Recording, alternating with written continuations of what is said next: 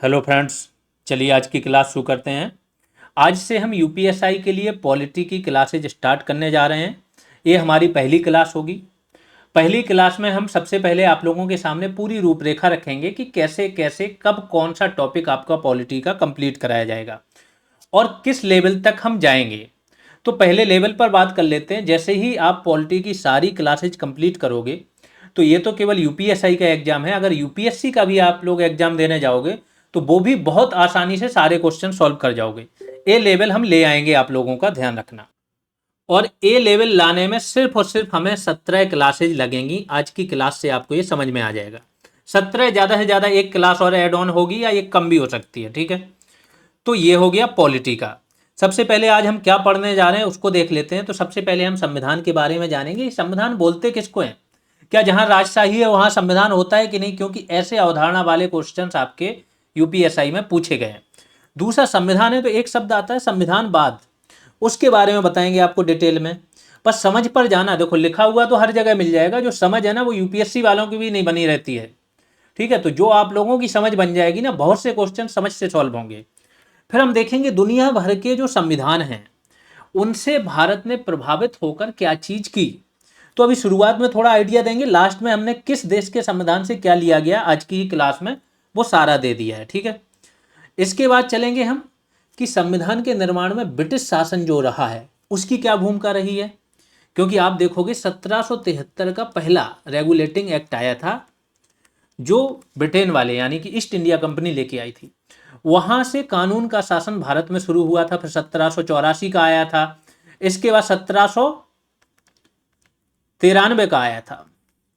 फिर 1813 का आया था, 1833 का आया था, 53 का आया था, 1858 का आया था, 61 का आया था, ठीक है। फिर 1892 का आया था।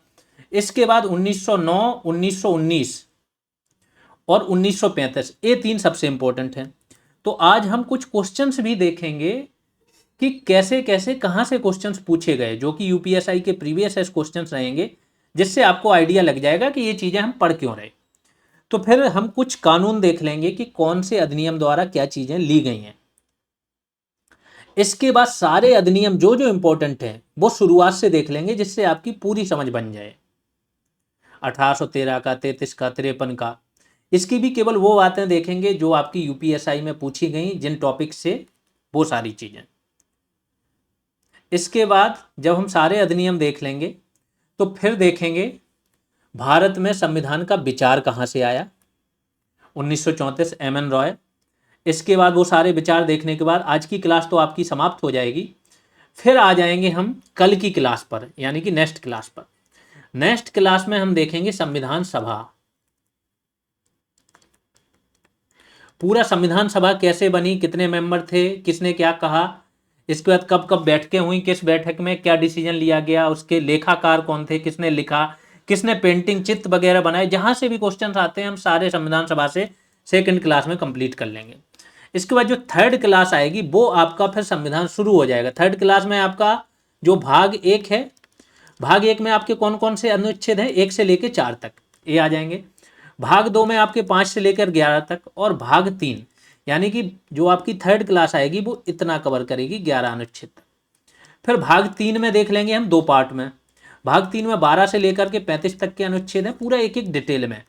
और हर एक अनुच्छेद पर कौन कौन से वाद हुए हैं न्यायालय में, क्या निर्णय दिया गया है, वो शुरुआत से ही लेके चलेंगे। तो आपकी एक बहुत अच्छी समझ बनने जा रही है। बस आराम से क्लासेज करते रहो, ठीक है। अब हम कुछ क्वेश्चंस देख लेते हैं जो आपके पूछे गए हैं। इससे आपको आइडिया लगेगा कि आज ये चीजें आप पढ़ रहे हो तो क्यों पढ़ रहे हो, क्या लॉजिक है इसके पीछे। तो सबसे पहले 1813 का चार्टर एक्ट से क्वेश्चन आया है कि 1813 के चार्टर एक्ट में भारत में अंग्रेजी नीति में मौलिक परिवर्तन आया। अंग्रेजों की नीति के बारे में बात कर रहे हैं, तो किस क्षेत्र में आया, कृषि, जन स्वास्थ्य, शिक्षा। तो इसमें शिक्षा के लिए इन्होंने 1 लाख रुपए की व्यवस्था की बात की थी।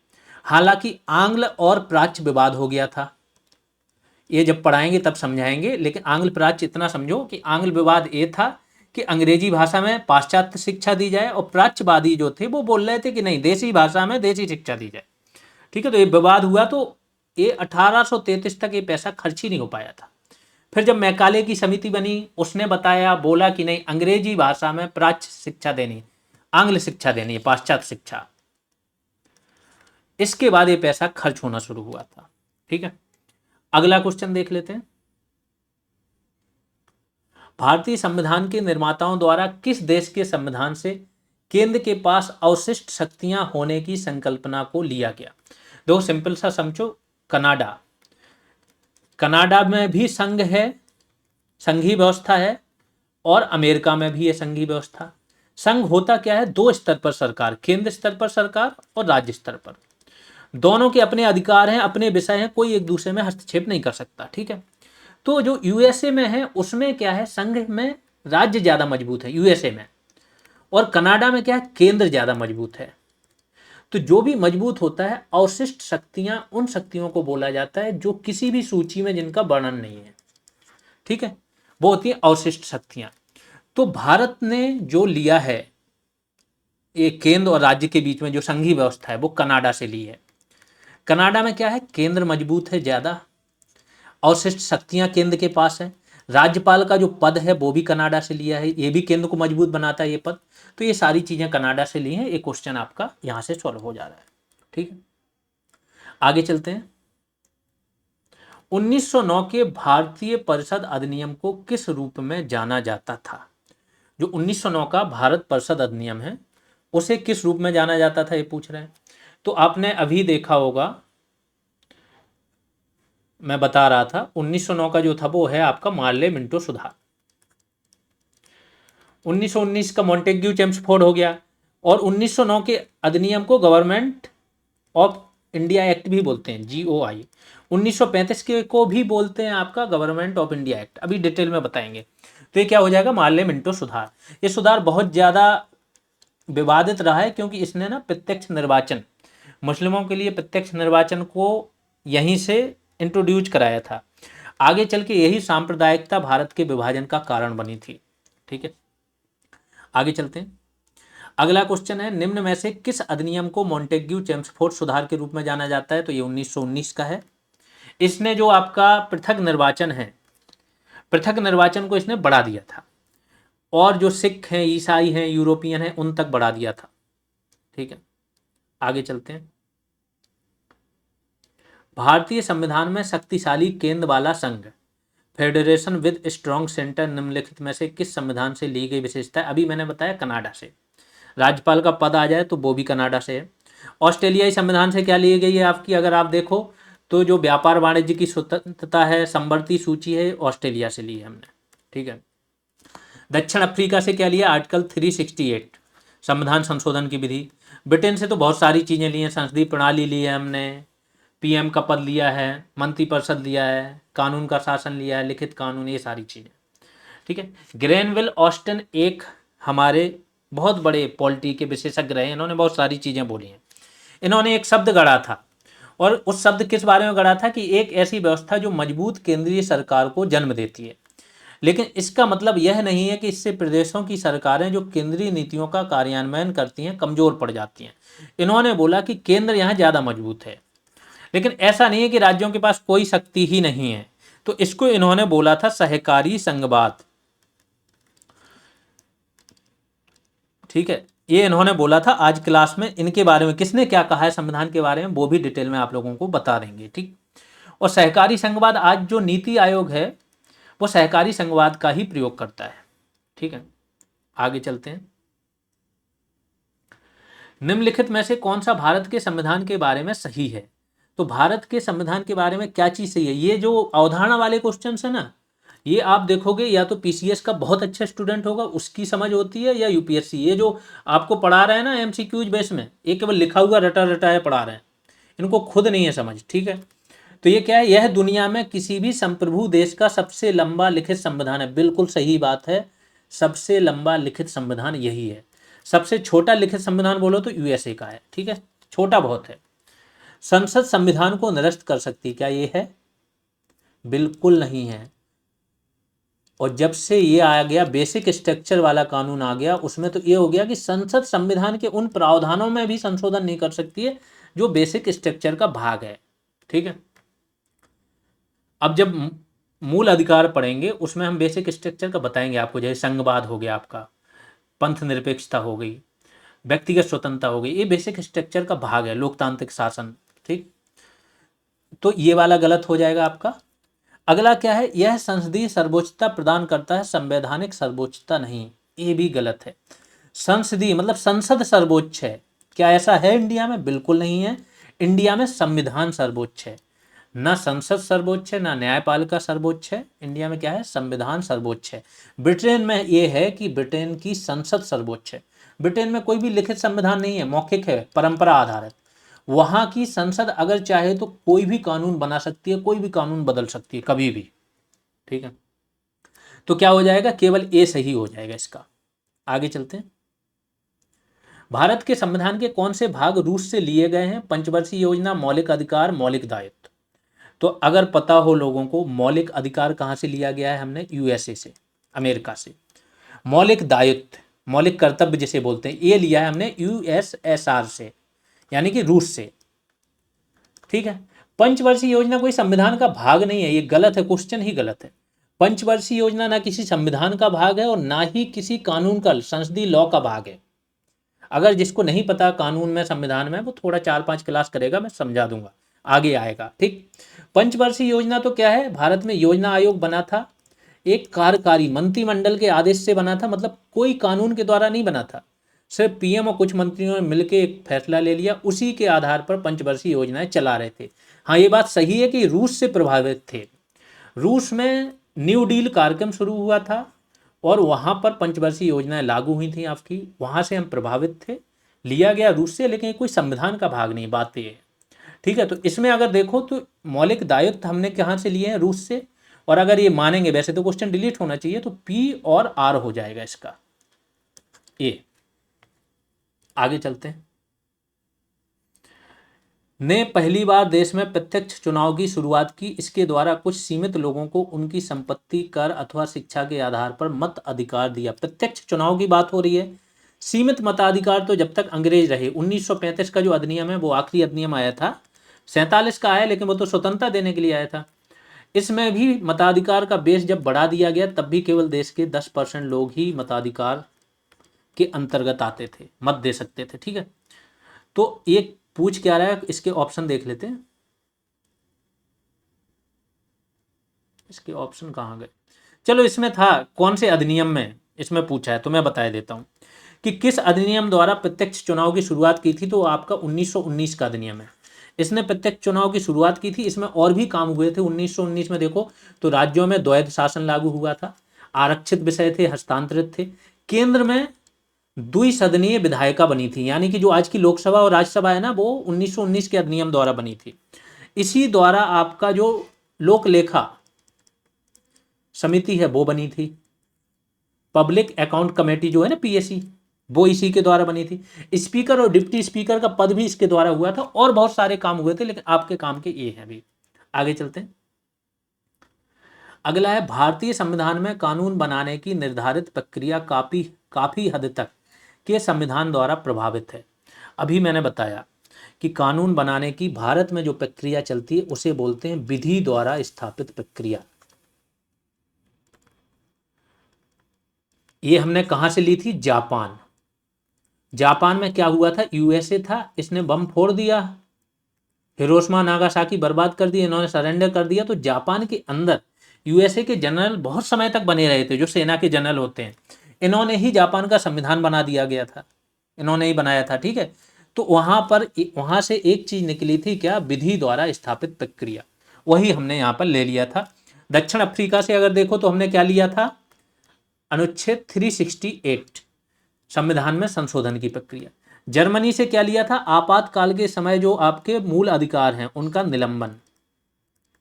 और यूएसए से तो बहुत सारी चीजें ली, जैसे उपराष्ट्रपति जो है आपका, वो उच्च सदन का अध्यक्ष, ये लिया है हमने। राष्ट्रपति जो है वो तीनों सेनाओं का कमांडर, ये भी लिया है। सबसे बड़ी चीज न्यायपालिका के क्षेत्र में ली है। न्यायपालिका के क्षेत्र में क्या क्या लिया है? मजबूत न्यायपालिका, न्यायिक पुनर्विलोकन की शक्ति यहीं से ली है हमने, मूल अधिकार यहीं से लिए हैं यूएसए से, प्रस्तावना यहीं से लिए है, ये सारी चीजें यूएसए से ली है। अभी आगे चल के फिर से डिटेल में आएंगे ये चीजें। ने पहली बार विधायिका में द्विसदनीय व्यवस्था लागू की? किस अधिनियम ने? अभी मैंने बताया 1919 का अधिनियम, 2 सदन बन गए थे केंद्र में, ठीक है। तो ये 1919 के अधिनियम का नाम क्या था? गवर्नमेंट ऑफ इंडिया एक्ट 1999 या मॉन्टेग्यू चेम्सफोर्ड सुधार। तो ये वाला आ जाएगा। अच्छा, जब मैं देख रहा था ये प्रीवियस ईयर क्वेश्चन, तो ये बड़ा अच्छे प्रकाशन से लिया है मैंने ये क्वेश्चन। एक दो क्वेश्चन के उत्तर वहां पर भी गलत थे। सोचो, प्रकाशन वाले भी उत्तर गलत दे रहे हैं। जैसे मैं बताता हूं अभी, सरकार, यही वाला क्वेश्चन गलत था। सरकार के संसदीय स्वरूप का दूसरा नाम निम्नलिखित में से कौन सा नहीं है? ठीक है, सरकार का जो संसदीय स्वरूप है, इसका दूसरा नाम निम्न में से कौन सा नहीं है? तो अगर देखो, नॉर्मली जो संसदीय स्वरूप है उसे बोला जाता है वेस्टमिंस्टर मॉडल, क्योंकि वेस्टमिंस्टर जो है ब्रिटेन में है और यहीं से हमने संसदीय स्वरूप लिया है। तो इसको क्या बोला जाता है? Westminster model. अगर एक आए, इसके बाद इसको कैबिनेट सरकार भी बोला जाता है, उत्तरदायी सरकार भी बोल सकते हैं, क्योंकि जो मंत्रिमंडल होता है वो किसके प्रति उत्तरदायी होता है? लोकसभा के प्रति, संसद में, ठीक है। राजशाही शासन नहीं बोला जाता है, क्योंकि ये कोई मंत्रिमंडलीय शासन नहीं हुआ, संसदीय शासन थोड़ी हुआ राजशाही, वो तो राजा है। आगे चलते हैं। किस वर्ष में भारत सरकार अधिनियम 1935 में प्रावधानों के अनुसार भारत का संघीय न्यायालय स्थापित किया गया? तो इसका मतलब है, अगर आप देख रहे हो ना, 1813 का अधिनियम भी पूछ रहे हैं, 1909 का, 1919 का, 1935 का। तो लास्ट के जो 1909 के बाद के हैं वो तो ज़्यादा इंपॉर्टेंट हैं, लेकिन पिछले अधिनियम भी पूछ रहे हैं, यानी कि सारे पढ़ रहे हैं, ठीक। तो 1935 के अधिनियम में बहुत सारी व्यवस्थाएं थी। आरबीआई की स्थापना इसी से हुई थी। अगर संघ लोक सेवा आयोग की बात करो तो उसकी स्थापना भी इसी अधिनियम से हुई थी। संघ लोक सेवा आयोग अलग है, जो 1919 का अधिनियम आया था उसमें लोक सेवा आयोग की बात हुई थी। तो इसके द्वारा 1926 में लोक सेवा आयोग तो बन गया था, लेकिन 1935 के अधिनियम में बात हुई थी संघ लोक सेवा आयोग की। जो संघीय न्यायालय, सर्वोच्च न्यायालय, उसकी भी बात इसी में की गई थी। तो इसी की बात हो रही, भारत का संघीय न्यायालय, इसमें बात हुई थी 1937 में, 2 साल बाद ये बन गया था। आगे चलते हैं।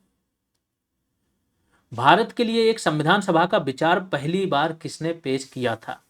तो अगर संविधान सभा के विचार के बारे में बात बोलो तो इस टाइम पर एक प्रखर साम्यवादी नेता थे एम.एन. रॉय। 1934 में इन्होंने बोला कि भारत का एक खुद का संविधान होना चाहिए। 1935 में कांग्रेस ने इसको आधिकारिक रूप से अडॉप्ट कर लिया कि हाँ। 1938 में नेहरू जी घोषणा कर देंगे कि भारत का संविधान भारतीय लोगों द्वारा जो मताधिकार पद्धति है, सार्वभौमिक वयस्क मताधिकार, इसके द्वारा निर्वाचित संविधान सभा द्वारा ही बनना चाहिए, किसी बाहरी का हस्तक्षेप नहीं होना चाहिए। हालांकि 1928 में रिपोर्ट आई थी, जो नेहरू रिपोर्ट, उसमें बहुत सारे ऐसे अधिकारों की मांग की गई थी जो हमारे संविधान में दिए हुए हैं, ठीक है। अब आ जाते हैं हम पहली क्लास पर, आज का जो थ्योरेटिकल पार्ट है। लेकिन सबसे पहले कुछ अभ्यर्थियों की एक कंसर्न था कि क्या सर सारी क्लासेज यूट्यूब पर आएंगी? इनको बता रहे हैं, बीएनएस की आपकी 7 क्लासेज आ गई, बची हुई 2 क्लासेज आपकी सिर्फ एप्लीकेशन पर आएंगी। अगले 2 दिनों में 1 क्लासेज अपलोड कर दी जाएंगी, ठीक है। यानी कि 1 क्लास कल आएगी, 1 क्लास परसों आ जाएगी। इसके बाद पॉलिटी की सिर्फ 4 क्लासेज आएंगी 17 क्लासेज में, जो कि आपकी यूट्यूब पर होंगी। बीएनएसएस, भारतीय नागरिक सुरक्षा संहिता की सिर्फ 5 क्लासेज आपकी यूट्यूब पर आएंगी, बाकी की सारी क्लासेज ऐप पर आएंगी पेड बैच में। हिंदी की टोटल 25 से 28 क्लास में हिंदी आपकी कवर होगी, तो जिसमें से 8 क्लासेज आपकी यूट्यूब पर आएंगी, बाकी सारी क्लासेज आपकी कहाँ आएंगी? एप्लीकेशन पर आएंगी। तो जो भी कंसर्न है वो ध्यान रखें कि मैक्सिमम पोर्शन हमारा एप्लीकेशन पर ही ये दिया जाएगा पेड बैच में। जो अभ्यर्थी सीरियस हैं, जिन्हें चाहिए कि उनकी तैयारी उस लेवल की हो जाए कि कोई दिक्कत ना हो, हर एक चीज़ क्वेश्चन देखते ही हो जाए, तो आराम से पेड बैच ज्वाइन करें। बड़ी ही नॉमिनल फीस रखी है। आपकी जो जॉब है, जिस जॉब के लिए आप तैयारी कर रहे हो, उसमें जिस जगह से जो भी योगदान मिल सकता है वो इंपॉर्टेंट है, जॉब लेना इंपॉर्टेंट है। आराम से मेहनत करो गंभीरता के साथ। और अभी इतना ज़्यादा माहौल बना देंगे कि एक एक चीज़ आप लोग आपस में ऐसे डिस्कस करने लगोगे कि हर एक चीज़ याद हो जाएगी, ठीक है। अब आ जाते हैं संविधान पर कि संविधान है क्या, किसे बोलते हैं संविधान। क्या जहाँ पर राजशाही होती है वहाँ पर संविधान नहीं होता है? तो देखो, संविधान क्या है? एक दस्तावेज है। एक नियम पुस्तिका जिसे बोल सकते हो, वो है संविधान। और ये नियम पुस्तिका किसी भी देश की आधारभूत पुस्तिका होती है। इसका मतलब क्या हुआ आधारभूत का? मतलब इसके बाद आप जो भी कानून बनाओगे, जो भी आदेश जारी करोगे, वो इन्हीं प्रावधानों के अंदर होने चाहिए। जैसे किसी चीज का फाउंडेशन होता है ना, आपने फाउंडेशन बना दिया तो ऊपर जो बिल्डिंग बननी है वो इसी रेंज में ही बननी है जो यहाँ नीचे से ढांचा गया। आप उसके बाहर नहीं जाओगे, बाहर ज्यादा जाने लगे तो काम खराब हो जाएगा। ठीक है, ऐसे ही संविधान होता है किसी भी देश का आधारभूत जो कानून की पुस्तिका होती है, उसे बोलते हैं संविधान। तो संविधान एक दस्तावेज है जो किसी देश की आधारभूत विधि होती है। संविधान जहां पर राजशाही शासन हो वहां पर भी हो सकता है, राजा संविधान बना सकता है आराम से। ठीक है, और उसके आधार पर शासन चलता रहेगा, कोई दिक्कत नहीं है। ठीक, इसका सर्वोच्च विधिक महत्व होता है, क्योंकि ये सारी जो सामान्य विधि होती है वो संसद द्वारा पारित होती है या राज्य विधानसभा द्वारा, और संविधान होता है सामान्य विधि के ऊपर। जो भी कानून पारित होंगे वो संविधान के प्रावधानों के खिलाफ नहीं होने चाहिए। ठीक, अगला जो संविधान काम करता है, संविधान का सबसे बड़ा काम है वो क्या करता है, सब पर लिमिट लगाता है। जितने भी सरकार के अंग होते हैं, सरकार के अंग क्या होते हैं, विधायिका। विधायिका मतलब एमएलए एमपी, ये जो कानून बनाते हैं वो हो गई विधायिका। कार्यपालिका मतलब होता है मंत्री, जो मंत्री परिषद होती है वो। तीसरा होता है न्यायपालिका। इन तीनों की शक्तियों को ये सीमित करता है संविधान। सबसे बड़ा काम इसका यही होता है कि तीनों पर लिमिटेशन लगाता है कि ये तुम्हारी यहाँ सीमाएं हैं, इससे बाहर नहीं जा सकते हो। दूसरा काम होता है इनके कार्यों का विभाजन कर देता है कि तुम्हारे ये कार्य है, तुम्हारे ये कार्य जवाबदेही, हर चीज का विभाजन करता है। और तीनों के बीच अंतर संबंध, आपस में तुम्हारे क्या संबंध रहेंगे इसका भी। जैसे विधायिका का क्या कर देता है कि तुम कानून बना सकते हो। कार्यपालिका का क्या कर देता है कि जो तुमने कानून बनाए, कार्यपालिका इसी के अंतर्गत नियम बनाएगी, उस आधार पर शासन चलाएगी। कार्यपालिका किसके रहमो कर्म पर रहेगी, विधायिका के। अगर विधायिका ने अपना सपोर्ट वापस ले लिया तो सरकार गिर जाएगी। न्यायपालिका क्या करेगी, विधायिका ने जो भी कानून बनाए उसको चेक करेगी कानून सही है कि नहीं। प्लस ये नियंत्रण किस पर रखेगी, कार्यपालिका पर भी। कार्यपालिका पर कैसे नियंत्रण रखेगी, कार्यपालिका अगर नियमों के विरुद्ध जा रहे, कोई भी काम किया, भ्रष्टाचार किया, गलत काम किया, तो न्यायपालिका उसको दंड देगी। तो इस तरीके से अब न्यायपालिका पर भी कंट्रोल है विधायिका का। अगर कोई जज है, जैसे अभी एक जज के खिलाफ महाभियोग आने वाला है, जस्टिस वर्मा है जो, उनके यहाँ पर नोटों का बंडल मिला था जला हुआ, आग लग गई थी तो मिला। अब उन पर महाभियोग आएगा तो हटा भी सकते हैं। इनकी नियुक्ति में भी पार्टिसिपेशन होता है, इनके लिए कानून बनाते हैं। ठीक है, ऐसी चीजें होती हैं। हालांकि जो भारतीय न्यायपालिका है वो दुनिया की सबसे स्वतंत्र न्यायपालिका है। अमेरिका में भी आज भी जो जज होते हैं उनको डेमोक्रेट और रिपब्लिकन नाम दिया जाता है। अभी ट्रंप ने क्या किया कि 11 जजों में से 7/4 से जो इनके टैरिफ हैं उनको बोल दिया कि ये इलीगल है। तो ट्रंप बोल रहा है कि इसमें जो 7 है ना, ये सातों के साथ क्या है, आपके जो डेमोक्रेट थे उनके द्वारा नियुक्त जज हैं, क्योंकि वहां पर जो राष्ट्रपति है वो जजों की नियुक्ति करता है। अपने यहाँ पर क्या है, जज ही, जो कॉलेजियम सिस्टम है वो जजों की नियुक्ति करते हैं। तो यहाँ जो न्यायपालिका स्वतंत्रता है ना, वो दुनिया में आज की डेट में कहीं नहीं है। ब्रिटेन में डायरेक्ट जो आपकी संसद है वो नियुक्ति करती है। ठीक है, तो इसका सर्वोच्च विधिक महत्व होता है। विधायिका, कार्यपालिका तथा न्यायपालिका की भूमिकाओं तथा उनके अंतर संबंधों और सीमाओं को निर्धारित करता है। अब संविधानवाद एक आ गई, ये अवधारणा है। इसका मतलब क्या होता है, सपोज करो आपका संविधान तो है और आप उस संविधान का पालन ना कर रहे हो तो वो संविधानवाद नहीं होता है। संविधानवाद का मतलब है कि संविधान होना और उसका पालन भी होना। जैसे अगर आप देखो ब्रिटेन में लिखित संविधान नहीं है, लेकिन फिर भी परंपराएं इतनी मजबूत है कि वो पूरा संविधान का पालन करते हैं, मौखिक। ठीक है, एक पाकिस्तान का ले लेते हैं। यहाँ पर संविधान एक कई बार बना चुके हैं, बहुत अच्छे अच्छे उसमें प्रावधान कर दिए, लेकिन कभी पालन नहीं होता है। जब सेना का मन हुआ संविधान तोड़ देते हैं, जजों को तोड़ देते हैं, संसद को तोड़ देते हैं और नेताओं को तोड़ देते हैं। तो यहाँ संविधानवाद नाम की चीज ही नहीं है। ठीक है, तो ये संविधानवाद का मतलब समझ गए होंगे। अब आते हैं ब्रिटेन का संविधान। अलिखित है, परंपरा आधारित है, और यहाँ की जो संसद है वो संप्रभु है। तो अगर बोला जाए कि कहाँ पर, किस देश में संसद संप्रभु है, तो वो ब्रिटेन में है। भारत में संविधान सर्वोच्च है। संप्रभु का मतलब उसके ऊपर कोई नहीं, वही सर्वोच्च। अमेरिका का जो संविधान है लिखित है, मूल अधिकार यहीं से लिए हमने, मजबूत न्यायपालिका यहीं से ली है, कार्यपालिका विधायिका पृथक्करण यानी कि कार्यपालिका और विधायिका के कामों का पृथक्करण भी यहीं से लिया है। और अमेरिका का संविधान जो है ना वो कठोर संविधान है। यहाँ पर संविधान संशोधन, किसी भी संविधान संशोधन के लिए 2/3 बहुमत चाहिए दोनों सदनों में। भारत में क्या है, 3 प्रकार का चाहिए। कुछ संशोधन तो ऐसे हैं जैसे नागरिकता हो गई, राज्यों को, नए राज्यों को बनाना, उनके नाम बदलना, राजभाषा वगैरह, ये सब ऐसे प्रावधान है, इसमें सामान्य बहुमत चाहिए। जितने उपस्थित हैं वो उसका आधा और +1 बस। ठीक। फिर दूसरा होता है कि 2/3 बहुमत उपस्थित हो उनके। तीसरा जो संशोधन होता है वो 2/3 बहुमत प्लस आधे से अधिक राज्य जो हैं, 50% से अधिक राज्य, उनके जो विधानमंडल है वहां से भी पारित हो, जैसे जीएसटी बिल पारित कराया था। ठीक है।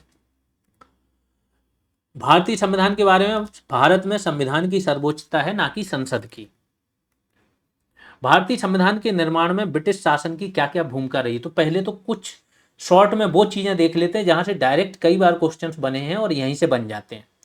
तो संसदीय प्रणाली और द्विसदनीय विधायिका, संसदीय प्रणाली भी ब्रिटेन से ली है और द्विसदनीय विधायिका भी ब्रिटेन से ली है।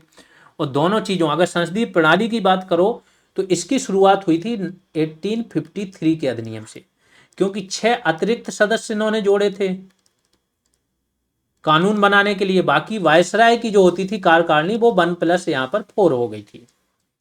ठीक है, अभी बताऊंगा। तो प्रांतीय 1919 के अधिनियम से क्या क्या लिया गया वो देख लीजिए।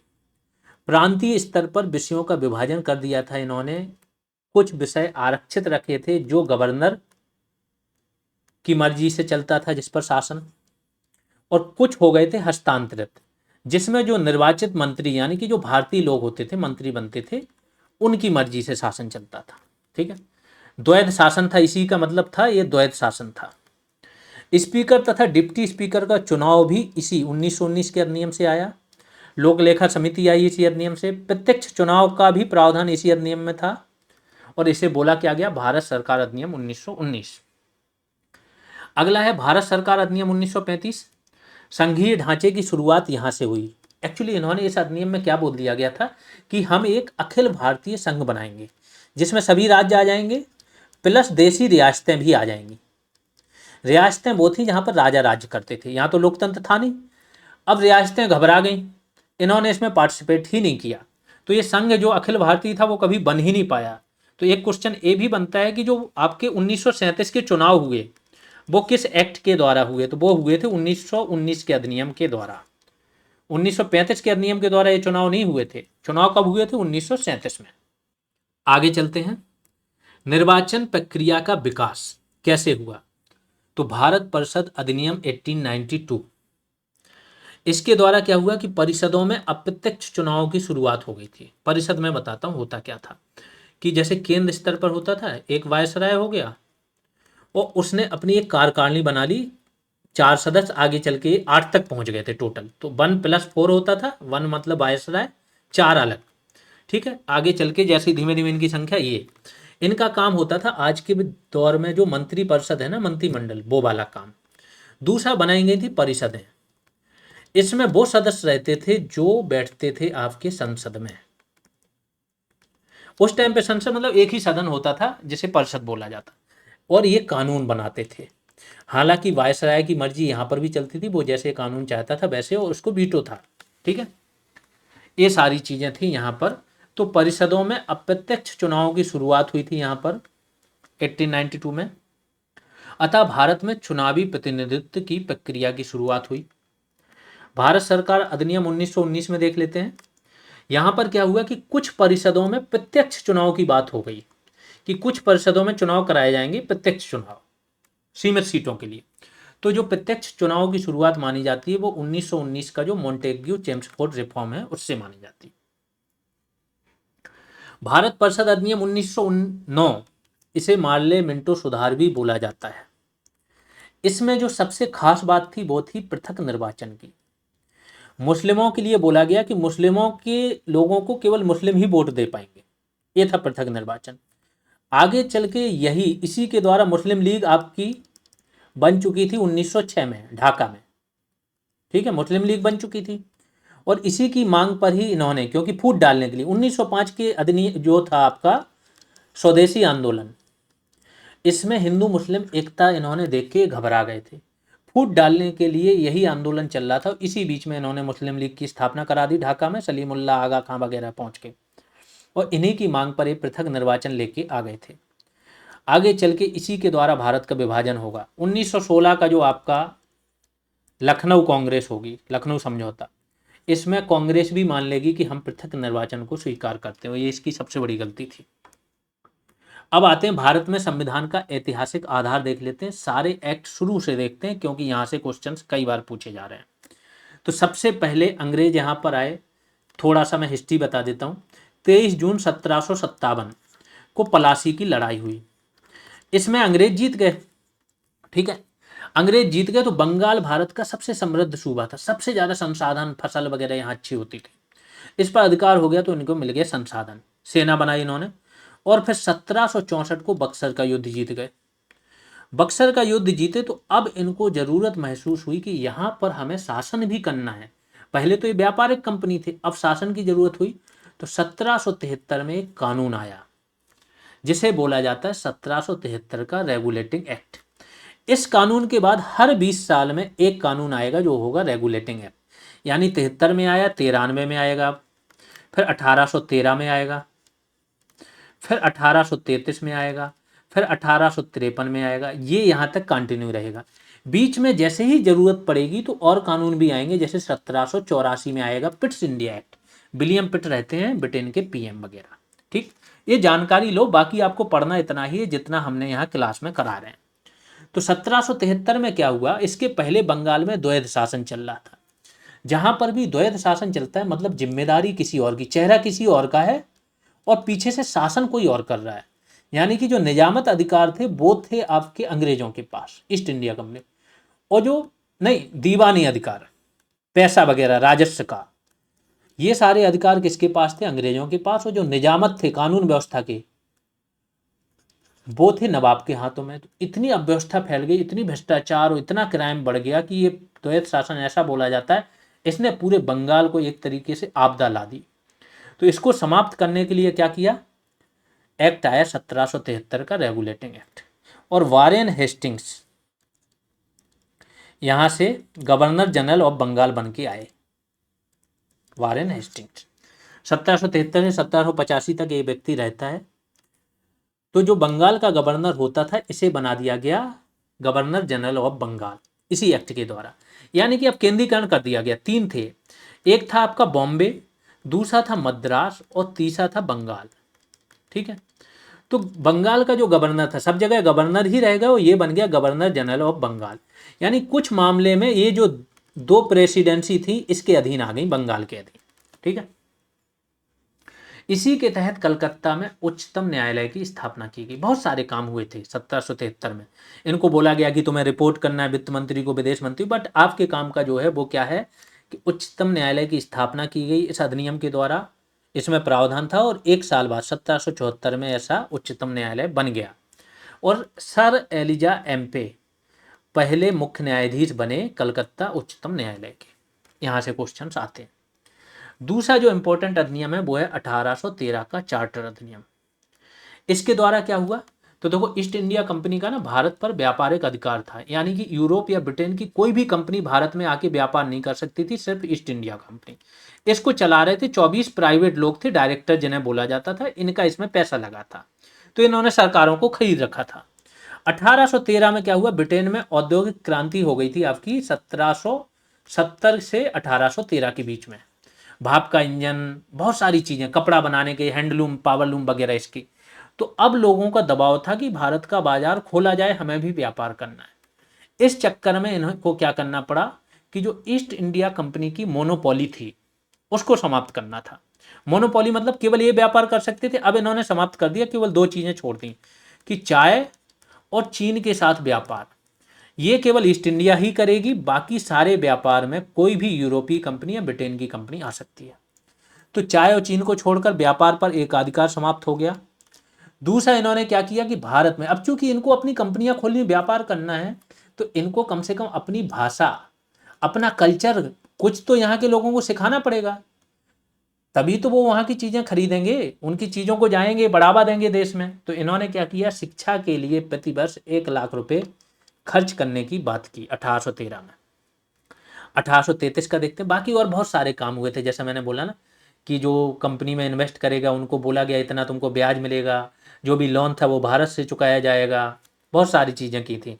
मिशनरी जो थी 1813 के अधिनियम में एक और था कि जो मिशनरीज थी, क्रिश्चियन मिशनरी, उनको भी बोल दिया कि परमिशन लेके तुम प्रचार प्रसार भारत में कर सकते हो। 1833 का अधिनियम, इसको बोला जाता है सेंट हेलेना अधिनियम।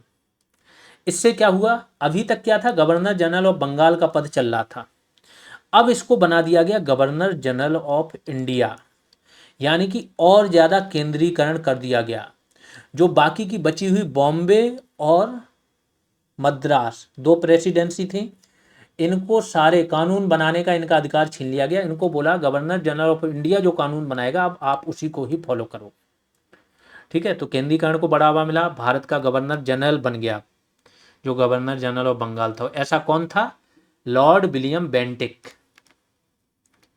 कब से कब तक था ये, 1828 से लेके 35 तक। 1829 का आपने देखा होगा सती प्रथा अधिनियम, इसी के उसमें राजा राम मोहन राय का मित्र था, उनके कहने पर ही इसने सती प्रथा के विरुद्ध कानून बनाया था। तो ईस्ट इंडिया कंपनी का व्यापारिक एकाधिकार यहाँ से समाप्त हो गया।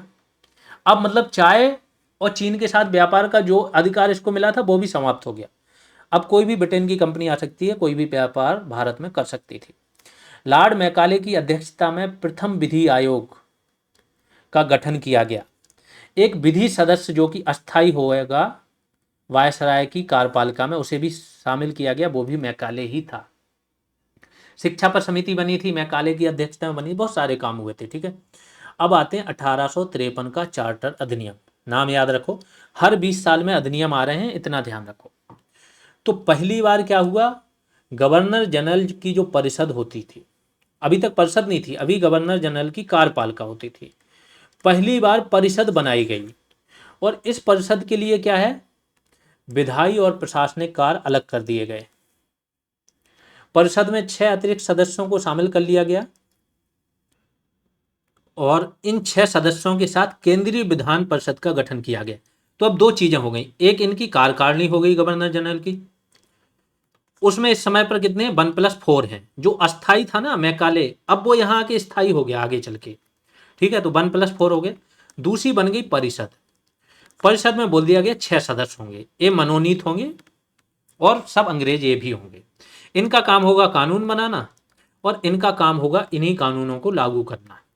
ठीक है, इस एक्ट के द्वारा भारत में संसदीय प्रणाली शुरू हुई। तो ये क्वेश्चन आता है, कई बार पूछा गया, ध्यान रखना। भारत में संसदीय प्रणाली की शुरुआत कब हुई, इस एक्ट के द्वारा मानी जाती है। ऐसा खुल के लिखा नहीं था कि ये संसद बन रही है। संसद द्विसदनीय संसद तो बनी थी आपकी 1919 के अधिनियम से। सिविल सेवकों की भर्ती एवं चयन हेतु खुली प्रतियोगिता परीक्षा की शुरुआत की बात हुई है। ठीक है, कि खुली प्रतियोगिता परीक्षा कराई जाएगी। इसके पहले संविदा आधारित परीक्षा होती थी, यानी कि जो नॉमिनेट करते थे ना वो 24 डायरेक्टर, वही व्यक्ति सिविल सेवक बन सकता था। अब हो गया खुली प्रतियोगिता परीक्षा होगी, भारतीय भी दे सकते हैं, तो इसके बाद भारतीय भी सिविल सेवक बनने लगे। पहली बार केंद्रीय विधान परिषद में स्थानीय यानी कि जो प्रांतीय प्रतिनिधित्व है उनको प्रतिनिधि बनाया गया। जैसे मद्रास है, बॉम्बे है, बंगाल है और आगरा है। इनकी जो स्थानीय सरकार थी, मद्रास में आपको पता होगा 1688 में मद्रास नगर निगम बन गया था, बीपीओ वालों को बहुत अच्छे से पता होगा। तो ये जो नगर निगम है, जो प्रांतीय सरकारें हैं, इनको प्रतिनिधित्व दिया गया केंद्रीय परिषद में। 1858 का अधिनियम, इस अधिनियम में क्या हुआ था, इसके पहले 1857 का स्वतंत्रता संग्राम हो गया था। अंग्रेज हिल गए थे, जब हिल गए तो जल्दबाजी में इनको ये अधिनियम लेके आना पड़ा और इन्होंने पूरी व्यवस्थाएं बदल दी थी इस अधिनियम के द्वारा। जो आपका गवर्नर जनरल ऑफ इंडिया था वो खत्म होकर अब क्या बन गया था, वायसराय। अन्य क्या था, बोर्ड ऑफ कंट्रोल और कोर्ट ऑफ डायरेक्टर्स, इनको समाप्त कर दिया था। भारत के राज्य सचिव नामक नए पद का सृजन हुआ था। ब्रिटेन में 15 सदस्य की एक परिषद बनाई गई थी, जो इस सचिव को, ये जो 15 सदस्य होते थे, इस सचिव को क्या करते थे, सलाह देते थे, और इसका नाम क्या था, भारत परिषद। फिर 1861 का अधिनियम आया जिसको बोला गया भारत परिषद अधिनियम 1861। इसमें बहुत सारे इंपॉर्टेंट काम हुए। एक तो पोर्टफोलियो सिस्टम, यानी कि जो सबका अलग अलग विभाग दिया गया ना सभी मंत्रियों को, तो विभागीय प्रणाली यहाँ शुरू हुई। वायसराय के लिए जो अनुच्छेद 123 है अध्यादेश वाला, वो इसी टाइम पर शुरू हुआ था 1861 के अधिनियम में, कि वायसराय अध्यादेश जारी कर सकता है। तो पहली बार भारतीय प्रतिनिधियों को कानून निर्माण प्रक्रिया में शामिल किया गया। वायसराय जो है वो कार्यकारी परिषद में कुछ भारतीयों को गैर सरकारी सदस्य के रूप में नामित कर सकता था। अगला क्या है, पोर्टफोलियो प्रणाली शुरू की गई जिसे विभागीय प्रणाली बोलते हैं। आज भी अनुच्छेद 77(3) में है इसका जिक्र। अध्यादेश जारी करने की शक्ति वायसराय को दे दी गई इसी अधिनियम द्वारा 1861। फिर अगला अधिनियम आया बहुत समय बाद, 31 साल बाद, 1892 का भारत परिषद अधिनियम। इसमें क्या हुआ, इसमें सदस्य बढ़ा दिए जाएंगे। केंद्रीय जो विधान परिषद है उसमें सदस्यों की संख्या बढ़ा दी गई। प्रांतीय विधान परिषदों में गैर सरकारी जो सदस्य होते हैं इनकी संख्या बढ़ा दी गई।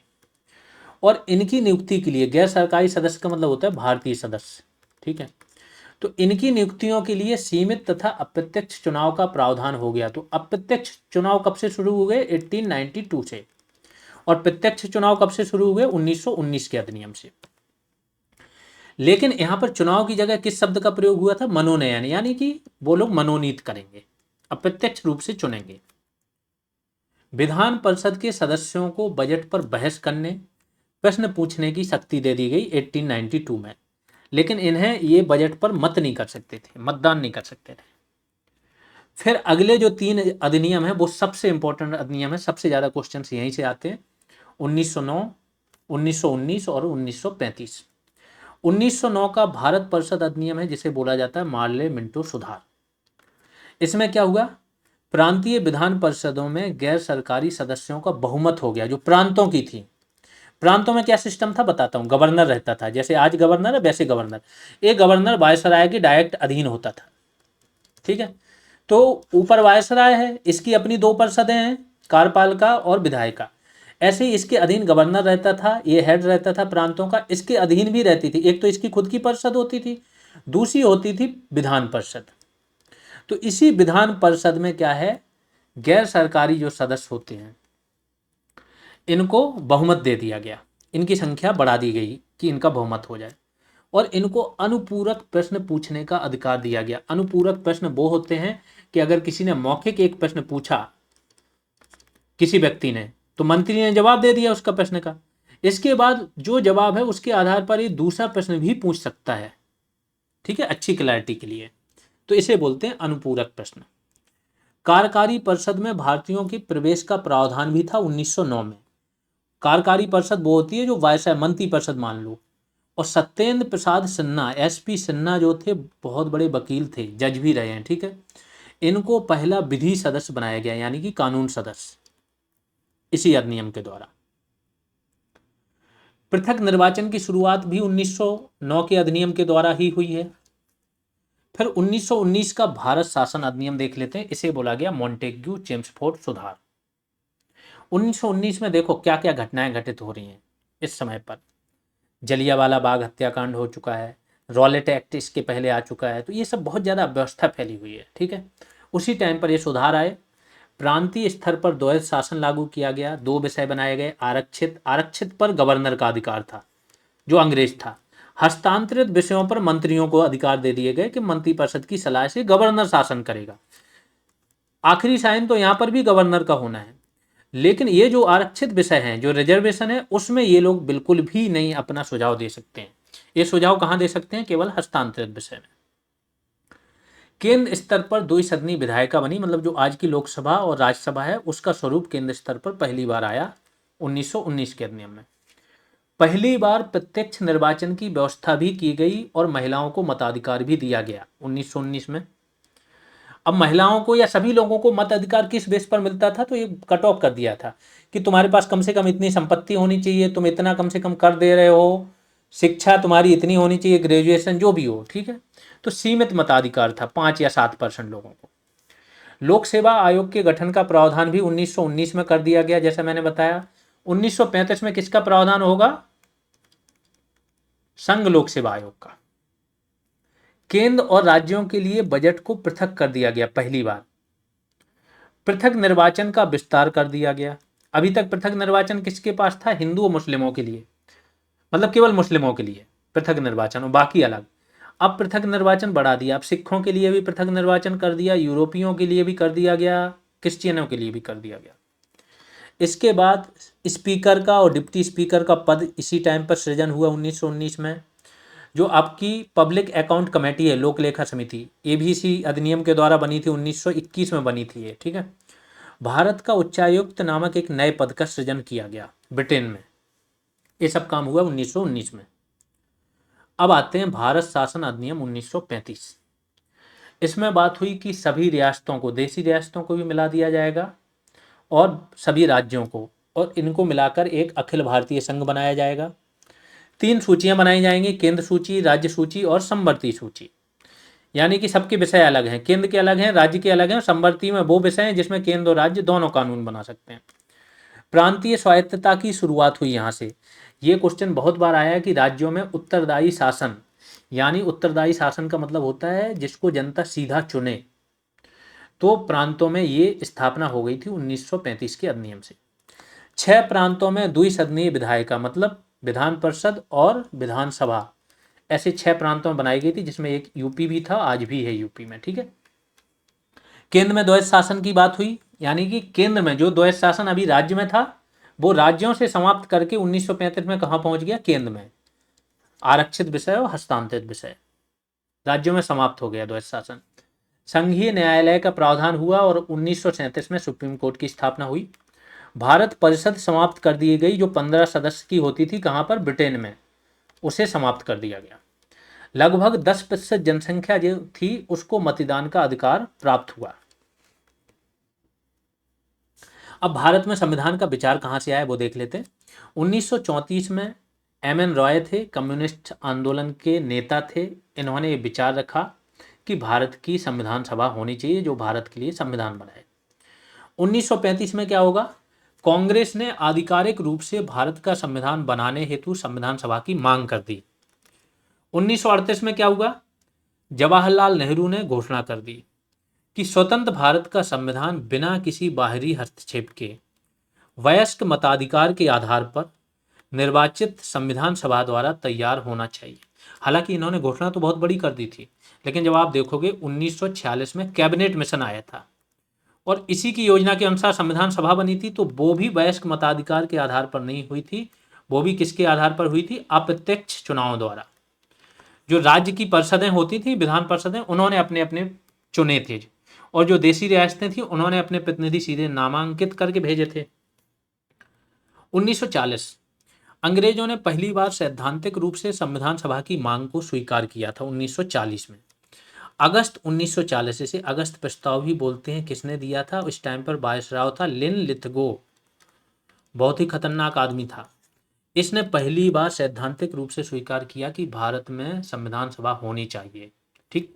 साथ में इसने ये भी बोल दिया कि जो भी संविधान बनेगा, जो भी मांगे रहेंगे, वो जो अल्पसंख्यक हैं उनकी सहमति के बिना नहीं होगी। तो एक प्रकार से अल्पसंख्यकों को इसने कम्युनल वीटो दे दिया था, और इसी वीटो का प्रयोग 1945 में शिमला सम्मेलन में कौन करेंगे? जिन्ना।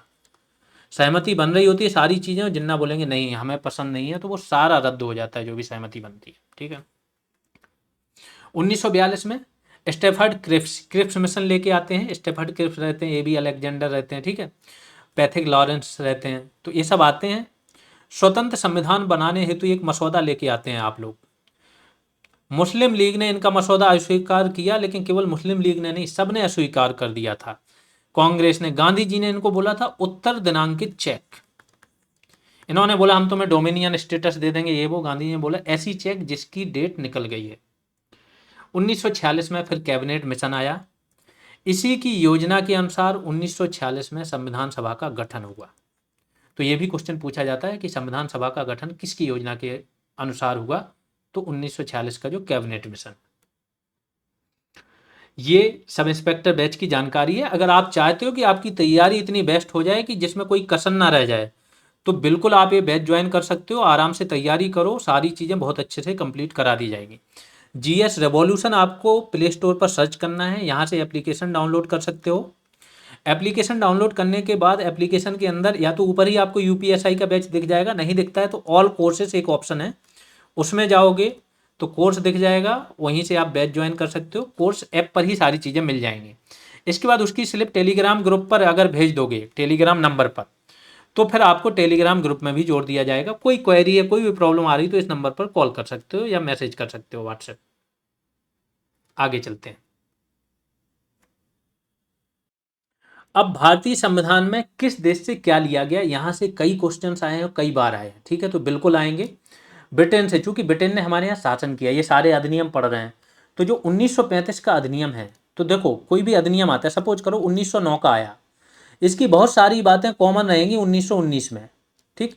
फिर 1919 की बहुत सारी बातें कॉमन रहेंगी 1935 में।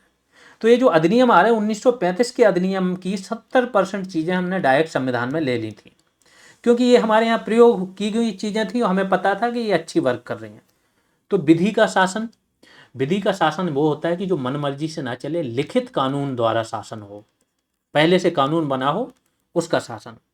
कानून निर्माण की जो विधि है, जो संसदीय विधि है, वो राष्ट्रपति सांकेतिक प्रमुख। चूंकि राष्ट्रपति जो है अमेरिका में तो हेड होता है, ब्रिटेन में राष्ट्रपति नहीं होता है, ब्रिटेन में राजतंत्रीय लोकतंत्र तो है लेकिन राजतंत्रीय लोकतंत्र है, और भारत क्या है, गणतंत्र है। अंतर क्या है, जो हेड ऑफ द स्टेट होता है, जो देश का सबसे बड़ा पद होता है, हेड ऑफ द स्टेट जिसे बोलते हैं, राज्य प्रमुख, भारत में वो चुनकर आता है, यानी कि राष्ट्रपति। ब्रिटेन में राजा होता है ये प्रमुख, हालांकि राजा के पास कोई शक्ति नहीं है। भारत के राष्ट्रपति के पास तो थोड़ी बहुत शक्ति भी है, वीटो वीटो पावर, इनके पास तो वो भी नहीं है, लेकिन ये प्रमुख कहलाते हैं, ठीक है। तो यहाँ मोनार्की है और भारत में क्या है, गणतंत्र है। गणतंत्र का मतलब होता है जो राज्य का हेड हो वो चुन कर आए। तो राष्ट्रपति सांकेतिक प्रमुख के रूप में ये भी ब्रिटेन से लिया, संसदीय स्वरूप भी लिया, कैबिनेट प्रणाली भी यहाँ से ली, द्विसदनीय संसद भी हमने ब्रिटेन से ली, पीएम का पद लिया, निचला सदन अधिक शक्तिशाली, ये भी हमने ब्रिटेन से लिया। अमेरिका से क्या लिया, लिखित संविधान लिया, प्रस्तावना ली अमेरिका से, हालांकि प्रस्तावना की भाषा हमने किसी और देश से ली है, ठीक है। मौलिक अधिकार लिए, राज्यसभा के पदेन अध्यक्ष के रूप में उपराष्ट्रपति, वहां पर सीनेट का जो पदेन अध्यक्ष होता है वो उपराष्ट्रपति होता है, जो आज की डेट में कौन है, जेडी वांस। इसके बाद उच्चतम न्यायालय यहीं से लिया हमने, न्यायपालिका की स्वतंत्रता यहीं से ली, न्यायिक समीक्षा भी हमने अमेरिका से ली, यूएसएसआर सोवियत यूनियन, यहां से हमने एक ही चीज ली, मौलिक कर्तव्य। ऑस्ट्रेलिया के संविधान से क्या लिया, संवर्ती सूची, प्रस्तावना की भाषा, व्यापार वाणिज्य की स्वतंत्रता और संयुक्त बैठक अनुच्छेद 108, ये सब हमने कहाँ से लिया, ऑस्ट्रेलिया से लिया। इसके बाद जापान, जापान से क्या लिया, विधि द्वारा स्थापित प्रक्रिया। जर्मनी से क्या लिया, आपातकाल के दौरान मौलिक अधिकारों का निलंबन। कनाडा से क्या लिया, मजबूत केंद्र के साथ संघीय ढांचा, अवशिष्ट शक्तियां किसमें, केंद्र में निहित, और राज्यपाल का पद, ये सब कनाडा से लिया। दक्षिण अफ्रीका से क्या लिया, संविधान संशोधन की प्रक्रिया यानी कि अनुच्छेद 368। आयरलैंड से क्या लिया, नीति निर्देशक तत्व। आयरलैंड ने ये नीति निर्देशक तत्व कहाँ से लिए थे, स्पेन से लिए थे। राष्ट्रपति के निर्वाचन की विधि क्या होती है, विधि एकल संक्रमणीय मत पद्धति द्वारा चुनाव होता है राष्ट्रपति का। राष्ट्रपति द्वारा राज्यसभा के सदस्यों का नामांकन, ये सारी चीजें हमने किससे ली हैं, आयरलैंड से। राष्ट्रपति 12 सदस्यों का नामांकन करता है राज्यसभा में। आगे फ्रांस से, फ्रांस से हमने लिया है गणतंत्र, स्वतंत्रता, समानता और बंधुत्व के विचार हमने फ्रांस से लिए। केवल हमने नहीं लिए, पूरी दुनिया में गणतंत्र, स्वतंत्रता, समानता, बंधुत्व के विचार फ्रांस की क्रांति से गए हैं। सिविलाइजेशन, ये सब चीजें फ्रांस से ही निकली हैं, ठीक है। नागरिक शब्द भी यहीं से निकला है। भारतीय संविधान को रूप विधान में संघीय तथा भावनाओं में एकात्मक माना गया है। कि भावनाओं में एकात्मक कैसे है, एक ही न्यायपालिका है, एकीकृत, एकल नागरिकता है, सिविल जो अखिल भारतीय सेवाएं हैं, आईएएस, आईपीएस, आईएफएस, उन पर केंद्र का कंट्रोल रहता है ना। इस तरीके से देखो अगर हम, तो एकल है, मौलिक अधिकारों का निलंबन हो जाता है आपातकाल के समय, जो संविधान में संशोधन वगैरह है वो केवल संसद कर सकती है, राज्य नहीं कर सकते हैं, तो इसे बोला जाता है भावनाओं में एकात्मक। संविधान दिवस कब मनाया जाता है? 26 नवंबर को मनाया जाता है, क्योंकि 26 नवंबर 1949 को इसे अपनाया गया था, अंगीकृत किया गया था, अधिनियमित किया गया था। इसी दिन साइन हुआ था। 284 लोगों ने इस पर साइन किए थे। जब संविधान सभा पढ़ोगे तो उसमें डिटेल में बताएंगे। इसके कुछ प्रावधान जैसे निर्वाचन, नागरिकता, ये 26 नवंबर 1949 को लागू हो गए थे।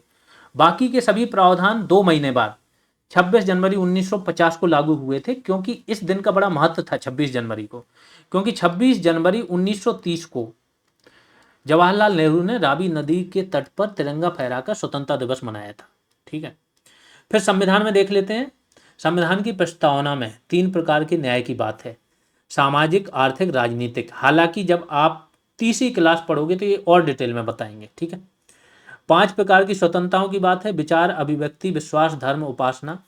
2 प्रकार की समानता की बात है, प्रतिष्ठा यानी कि हैसियत और अवसर की समानता।